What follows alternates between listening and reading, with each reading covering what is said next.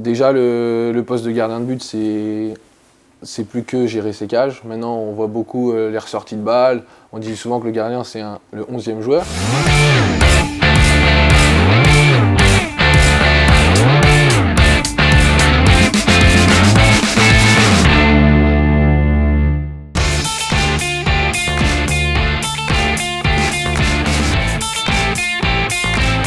Bienvenue dans TOK, ton émission en association avec Unibet et Charleroi. Comme à chaque épisode, notre invité va piocher un papier sur lequel figure une phrase souvent entendue dans le milieu du football. S'il est d'accord, il mettra le vert qui est à sa disposition vers le oui. S'il ne l'est pas, il le mettra vers le non. Bien sûr, vous n'hésitez pas.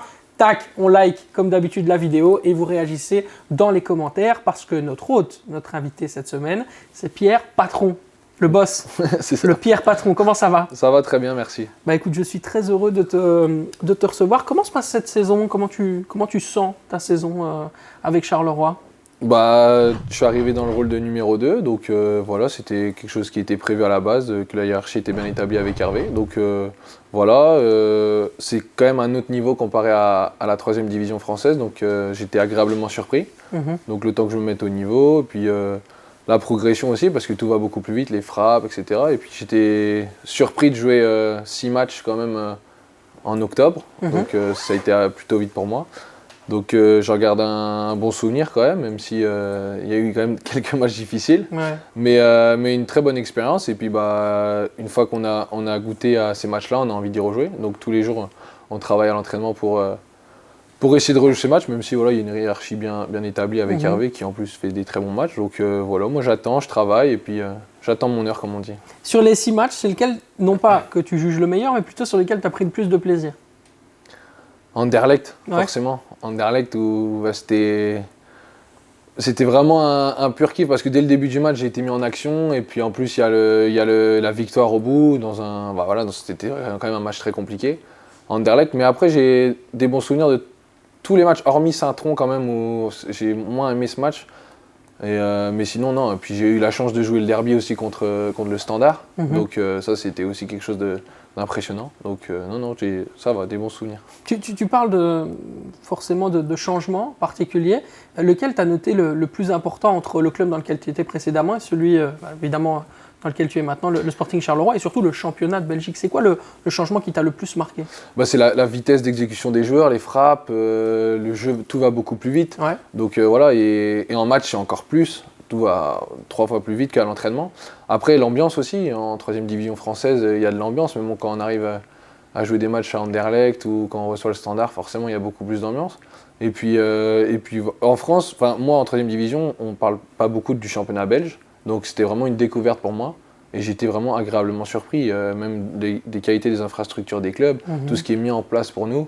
Donc c'est vraiment la globalité en fait qui m'a pas choqué, mais qui m'a agréablement surpris, c'est ça. C'est peut-être parce qu'on n'a pas de diffuseur aussi en France. Hein. Ouais, il n'y a c'est pas de ça. diffuseur du championnat de Belgique en France. Ouais. C'est peut-être aussi pour ça qu'on t'en parle pas beaucoup, parce que tu n'as pas l'occasion de le voir. Ouais, c'est vrai, parce que même quand mes potes ils veulent regarder des matchs, c'est un peu compliqué. Donc voilà, mais non, franchement, ouais, j'ai agréablement surpris du championnat et très content de l'avoir rejoint, parce que même moi, je sens que je progresse tous les jours en jouant avec des joueurs comme on a à Charleroi ou contre des équipes adverses. Donc c'est parfait. T'as compris un peu le principe? Ouais, c'est bon. On peut y aller? Parfait. Let's go. Je te laisse prendre effet de la première languette. S'il y a un petit souci, dis-moi. Il n'y a pas de problème, je l'ouvre à ta place, mais normalement, ça devrait aller. Ça devrait aller. J'ai plié ça délicatement, donc normalement, ça devrait le faire. J'ai savouré cet arrêt comme si j'avais marqué un but. Ah, ça, c'est intéressant. Ouais, C'est très intéressant. Vas-y, je te laisse prendre la réponse. C'est donc non. Je vais mettre non. Ah, ok. Parce que Intéressant. j'ai jamais marqué de but déjà. Non, et puis la particularité du gardien, c'est que quand on fait un arrêt, Ouais. si ça va en corner, on fait un super arrêt que ça va en corner et que sur le corner on se déchire derrière, forcément on passe à côté et notre arrêt aura servi à rien. Ouais. Donc c'est ça, plus dans la tête où il faut être vraiment focus après un arrêt. D'accord, on peut célébrer, on peut être content, mais après il y a forcément un ballon qui arrive derrière. Donc sauf si on l'a gardé, mais quand même toujours rester concentré.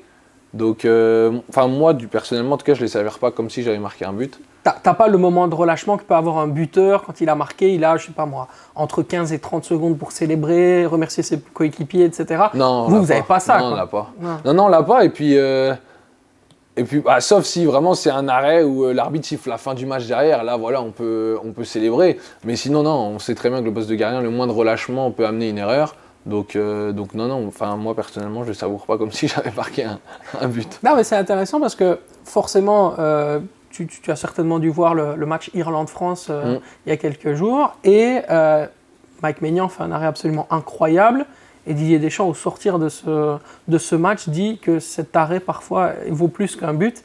Est-ce que là, tu peux considérer qu'il a vraiment fait plus que marquer un but, quoi. Il a vraiment sauvé son équipe. Ah bah oui, parce que déjà, il fait ramener 3 points à l'équipe de France. Donc ouais, mais après, moi, je suis toujours un peu sur la retenue, parce que je me dis, il y a toujours des ballons qui arrivent derrière. Et si on fait un arrêt et que sur le ballon d'après, on se trouve, on se dit que quand même, notre arrêt aura servi à rien. C'est peut-être ça aussi tout à l'heure, enfin, dans le précédente émission, on parlait avec Cédric Berthelin de ta faculté parfois, ou plutôt la nécessité que tu pourrais avoir à te rendre un peu plus extraverti dans ton jeu. Est-ce que ça aussi, tu penses que c'est quelque chose à travailler, le côté relâchement ? Ouais, c'est... Ah oui, forcément, mais il faut travailler cet aspect-là. Après, après, je pense que c'est plus lié à ma personnalité aussi. Ouais. Je suis quelqu'un d'assez... Enfin, je me lâche avec vraiment les personnes en qui j'ai confiance, en fait, c'est ça. Donc après, tous les jours, on travaille avec des mecs, donc forcément, je me lâche au fur et à mesure. Mais après, je suis plutôt aussi un gardien à l'ancienne, donc assez quand même stéréotypé, où j'ai pas d'extravagance dans mon jeu. D'accord. Donc je dirais plus que c'est par rapport à ça, mais après, j'apprends Hervé, qui est un peu plus extravagant que moi aussi, j'apprends de lui au quotidien aussi, donc voilà, mais ouais, il y a des... C'est ma personnalité aussi, je pense. Ça me fait tiquer le mot stéréotypé. T'as un modèle comme gardien ? J'aime beaucoup Steve Mandanda. Steve Mandanda. Ouais, j'ai beaucoup aimé Steve Mandanda. Qui là, pour le coup, est vraiment le gardien, type gardien, formaté gardien. Voilà, quoi. c'est ça. Il sort pas des clous, quoi. Non, c'est ça. Ouais, non, après, ouais, c'est ça. Et puis après, je regarde tous les types de gardiens. Quand j'étais jeune, j'aimais beaucoup l'AS Saint-Etienne, donc Jérémy Janot, donc qui est pas du tout dans les mêmes standards que moi. Donc je l'ai beaucoup aimé, mais je m'inspire un peu de tous les gardiens parce qu'il y a toujours quelque chose à apprendre chez un gardien ou un autre, que ce soit dans sa mentalité ou dans le but, son jeu au pied. Donc s'inspirer de tout le monde, je pense que c'est assez intéressant. Allez, je te laisse prendre effet de la deuxième languette, je vais ranger ton verre. Voilà qui est fait. Jouer au poste de gardien nécessite une force psychologique supérieure à celle du joueur de champ. Ah, ça c'est intéressant. C'est intéressant. Vas-y d'abord. Moi je dirais oui. Ok. Je dirais oui parce que ça revient un peu à ce qu'on a dit tout à l'heure avec la concentration et puis l'échec aussi. Parce qu'une fois qu'on encaisse un but, le match continue. Donc si on encaisse un but et que l'équipe égalise, faut quand même rester psychologiquement dans le match parce qu'il peut se passer des choses. Et puis si on enchaîne les erreurs, forcément on va plomber l'équipe. Donc je dirais quand même que oui, psychologiquement il faut être supérieur à un joueur de champ. Parce que nous, le gardien, il y a des matchs où on va toucher aucun ballon. Donc là, psychologiquement, il faut qu'on reste quand même focus sur le terrain, sur le ballon. Et il suffit d'un ballon pour que ça aille au fond.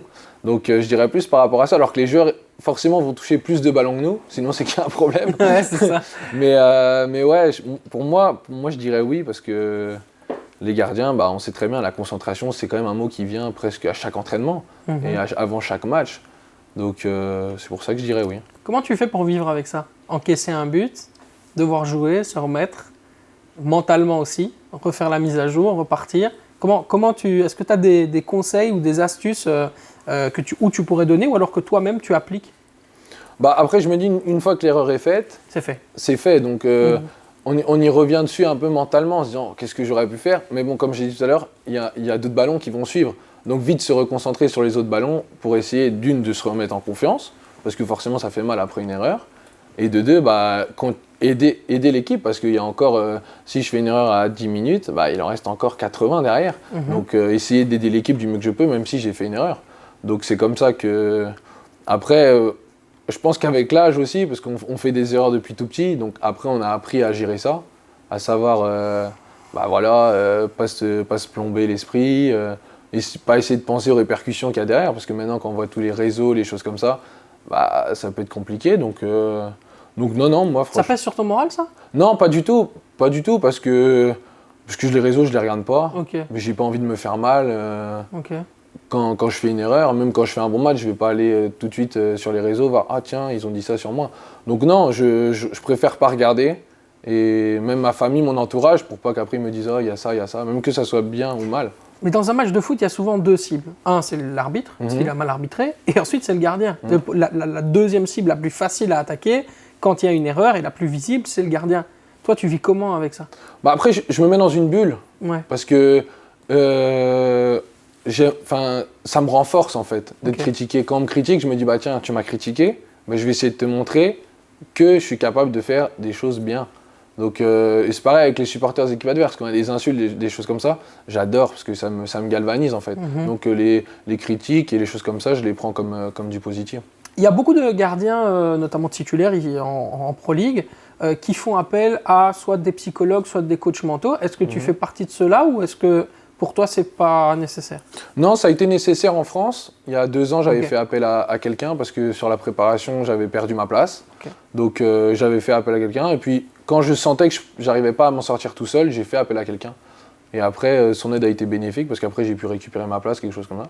Mais après, en fait, quand je ressens le besoin d'aide, je vais demander à quelqu'un. C'est mon tempérament parce que j'aime pas déjà être mal et je sais qu'en étant mal, forcément, on est moins performant. Et puis même chez moi, après, tout s'enchaîne, on est dans une spirale négative. Donc ouais, j'ai eu à faire appel il y a 2 ans, mais depuis 2 ans, non, j'ai pas fait appel, mais ouais, je sais que dans le monde du foot, ça devient de plus en plus... Si besoin, tu le fais, quoi. Oui, exactement. Mais ça devient de plus en plus fréquent, même les joueurs de champ qui font appel à ça. Ouais, assez souvent, effectivement. Tiens, je te prends... Merci. Je te laisse prendre la 3e languette. Un gardien qui défend ses cages, ça ne suffit plus en 2023. Aujourd'hui, il faut être un membre proéminent du jeu collectif. Un membre proéminent du jeu collectif. Pardon. Ça veut dire qu'un joueur qui va apporter, pas nécessairement uniquement dans ses cages, mais aussi en dehors du terrain, mais surtout dans l'animation du jeu, il doit pouvoir apporter lui aussi à son équipe une forme de confort ou en tout cas de stabilité, de domination. Voilà. Moi, je vais dire oui, forcément, parce que déjà, le poste de gardien de but, c'est plus que gérer ses cages. Maintenant, on voit beaucoup les ressorties de balles. On dit souvent que le gardien, c'est le 11e joueur. Donc voilà, et puis après, il y a aussi d'autres aspects qui sont liés au poste. La gestion de la profondeur pour soulager les défenseurs quand ils en ont besoin. Après, le jeu aérien, mais il y a de plus en plus la lecture du jeu en fait, qui rentre en compte, que ce soit au pied ou à la main. Donc c'est pour ça que je dirais oui. Mais c'est vrai que le poste a beaucoup évolué ces dernières années. Quand on voit, quand on remonte en arrière, mais encore la passe en retrait, on pouvait la prendre à la main. Donc c'est vrai que ça a beaucoup évolué. Même maintenant sur les 6 mètres, on voit que les joueurs ont le droit de venir à l'intérieur de la surface pour jouer au pied. Donc ouais, il faut vraiment maintenant la complexité du poste de gardien, c'est qu'il faut vraiment être complet en fait, c'est ça. C'est-à-dire que même quand le ballon est de l'autre côté du terrain, tu restes attentif. Ah oui, forcément. Ouais. Ah bah oui, forcément. Et puis même quand nous on est en phase offensive, faut continuer aussi à placer les garçons pour que s'il y a une contre-attaque, pour qu'on soit vite en place et qu'on se fasse pas avoir. Donc il y a la communication aussi qui rentre en jeu, qui est très important. Donc ouais, c'est vraiment une palette, il faut vraiment une palette élargie. Et malgré tout ça, on n'a pas le droit à la moindre erreur. Donc, Et pour un gardien au style stéréotypé, comme tu l'as dit, je reprends tes mots bien sûr, c'est pas plus difficile de s'adapter à un football très offensif, beaucoup dans justement la participation du jeu, le jeu au pied, forcément ça doit être pour toi une préoccupation quotidienne aux entraînements tout le temps, parce que forcément là, ce n'est pas naturel, tu dois pouvoir le travailler. Quoi, c'est ça que je l'ai beaucoup travaillé quand je suis arrivé à Clermont. J'ai eu Pascal Gastien, l'actuel coach de Clermont, qui est réputé pour son football collectif qui repart de rien. Donc là, je l'ai beaucoup travaillé. Et puis après, en fait, je l'ai beaucoup travaillé pendant 2 ans et demi. Et après, en fait, ça m'a servi au fur et à mesure. Après, il y a toujours des choses tactiques à revoir sur les sorties de balles, des choses comme ça. Mais ouais, je l'ai beaucoup travaillé. C'est vrai que des fois, ça donnait des maux de tête parce qu'on ne s'en sortait pas. Et après, il y a toujours les coachs des gardiens qui donnent aussi des solutions quand il y a les attaquants qui amènent un pressing pour s'orienter, des choses comme ça. Donc voilà, mais maintenant, là-dessus, le jeu au pied, je trouve que j'ai quand même réussi à évoluer aussi avec le poste. Donc voilà, après, on n'est pas à l'abri d'une erreur aussi au pied, même si parce que les attaquants viennent très vite, viennent nous presser. Voilà, donc on essaie de prendre le moins de risques possible. C'est pour ça que je dis que je suis un gardien stéréotypé, parce que quand je sens qu'il y a la pression, je m'embête pas, je dégage. Donc voilà, mais je suis aussi capable de ressortir de derrière. Mais le football moderne vous oblige à être de plus en plus offensif, à participer de plus en plus au jeu offensif aussi. Tu vois, tu dois aussi être rentré dans dans ce moule-là, en fait. Ah bah oui, forcément. Et puis, on voit des gardiens qui font beaucoup de passes décisives. Une fois qu'ils ont récupéré un ballon sur un coup de pied arrêté, une demi-volée qui part direct dans la profondeur. T'as déjà fait ça? Bah, c'est pas trop mon fort, les demi-volées. mais surtout sur les relances à la main, où j'aime bien casser quelques lignes. Mais après, et puis il y a aussi, on a appris aussi à gérer les temps forts et les temps faibles. Parce que des fois, quand on était stéréotypé gardien à la main, mais sauf que quand on prend un pressing, savoir quand jouer court, savoir quand dégager. Donc ça aussi, ça fait partie de la palette aussi. Donc, surtout que maintenant, c'est vraiment le football moderne, enfin le football de 2023, c'est ce qu'on appelle le Gegenpressing, ça vient d'Allemagne, c'est le football avec un pressing extrêmement haut, beaucoup d'agressivité. Les gardiens reçoivent cette agressivité directement dès l'entame du match. Tu dois pouvoir aussi gérer avec ça, quoi. Ah bah oui, forcément. Et puis on voit bien des fois sur nos premiers 6 mètres où on met deux centraux dans la surface et puis il y a une passe qui arrive et on voit tout de suite les attaquants qui nous ferment les espaces. Donc ça aussi, il faut savoir gérer un peu la pression de ça et le moment quand on peut savoir jouer court, quand on peut savoir jouer long. Donc, ça se travaille ça à l'entraînement, je suppose. Bah, ça se travaille tous les jours en fait parce que quand on est dans les situations de 4 contre 4, 6 contre 6 où forcément c'est réduit donc les espaces sont petits, donc essayer de faire les bons choix, mais bon, on se trompe aussi, donc on apprend tous les jours à l'entraînement, on se trompe, on réussit, donc voilà. Allez, on va passer à la 4e languette. Let's go. Choisis la plus grande ou la plus petite, c'est comme tu veux. La plus petite. Allez, finis par la plus grande. Ouais, comme tu veux. C'est une question de goût. Les pénaltys, c'est la loterie. Ah, ça c'est ma préférée. Celle-là, c'est ma préférée. Attention à ce que tu vas répondre. Vas-y. Moi, je vais mettre non. Ah, merci. Ok, merci. Non, parce que les pénaltys, c'est la loterie. Moi, je commence à en avoir, comme on dit en Belgique, j'en ai soupé, quoi. Ouais. J'en ai marre. Non, franchement, faut expliquer un peu aux gens qu'aujourd'hui, le pénalty, c'est pas de la loterie. C'est un travail, c'est une préparation. Explique-moi un peu pourquoi tu as mis. J'ai mis non parce que déjà, on fait beaucoup de travail de vidéo. On a toutes les stats des attaquants, leurs préférences, où ils préfèrent tirer. Voilà, donc on a beaucoup d'indices. Et puis après, il y a le feeling aussi. Moi, je sais que j'aime bien regarder comment un joueur se comporte avant de tirer un penalty, s'il va plus se décaler pour ouvrir ou pour fermer. Donc c'est tout ça. Mais moi, je suis un peu comme toi, j'ai jamais cru à la loterie. Parce que maintenant, on a tellement d'informations avant chaque match. Même les équipes adverses font ça sur nos tireurs, savoir où tirent. Donc non, j'ai jamais été très fan de la loterie. Après, je sais qu'en France, on en a beaucoup parlé avec Hugo Lloris. Bah oui, c'est ça. Donc, et puis là, en plus, avec Maignan qui arrive et qui, au premier match, en a arrêté un.